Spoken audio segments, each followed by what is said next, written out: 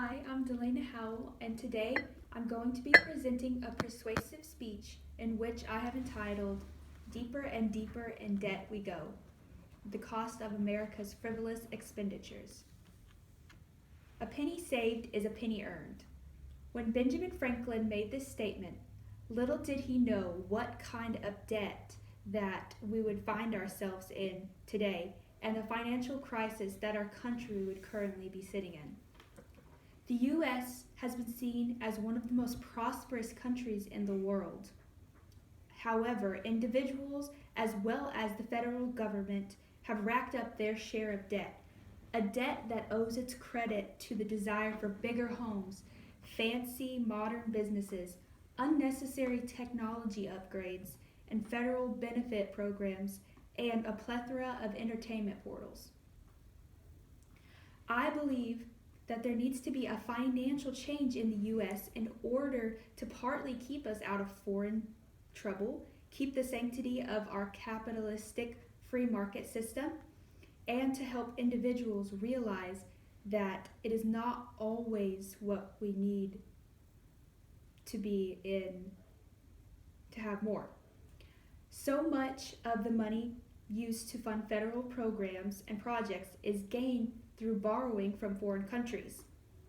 And the bills continue to rack up as the government borrows more and more before they can even pay off the debt they already have. As of 2020, the U.S. has accumulated more than $7.07 trillion in debt to foreign countries. Japan and China holding more than $1 trillion of that debt apiece. The deeper into foreign debt we go, the harder it is to pull ourselves out because the national treasury cannot simply just print more money without inflicting major inflation upon our citizens. Individual American citizens have also done their fair share of spending unwisely. Sadly, many American citizens have taken advantage of capitalism in this country and have used it to fulfill selfishness and greed. Americans have become so ungrateful, and many live simply to fulfill want after want after want. They are willing to go into extensive debt to buy their dream homes and their dream cars, and many spend so much constantly upgrading things like their phones or other technology. According to an article in the Clarion Ledger, living the American dream, such as big house, having a nice car, taking extravagant vacations, for a family of 4 in 2013 would have cost about $130,000 a year.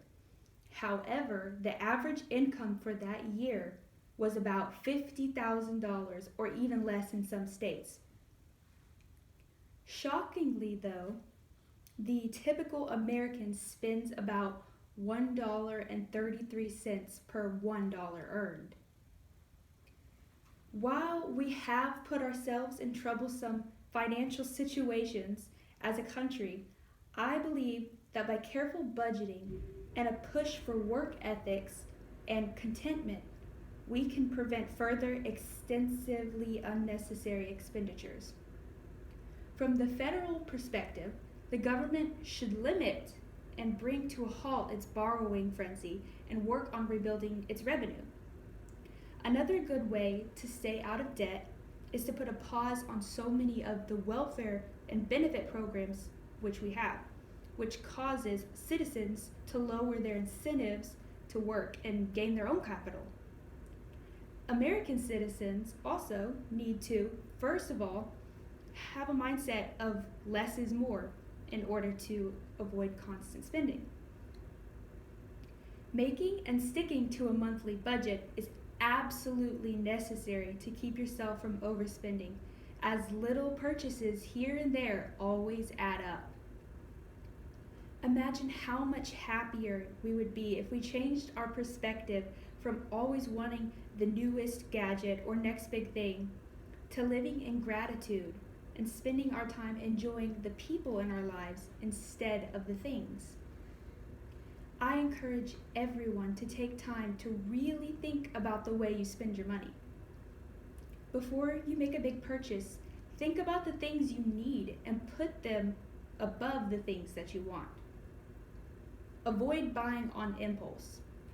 And above all, realize that it's not material possessions that make us happy. The more we fulfill desires of happiness by buying things, the more we feel that we need to continue buying to be happy. It is the relationships in our lives that make us truly happy.